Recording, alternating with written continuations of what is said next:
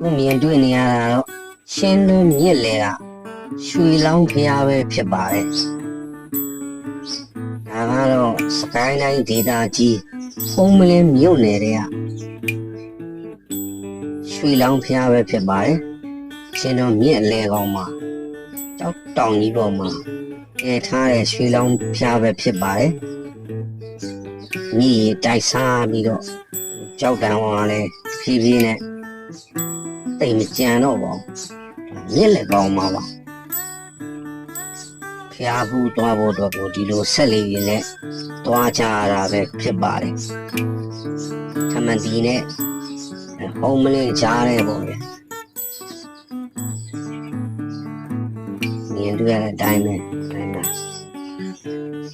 ဒီလေကောင်မှာကျန်းနေရတဲ့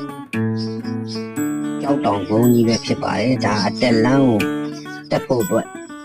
ပြင်နေကြတာပဲဖြစ်ပါတယ်ဒီဘက်က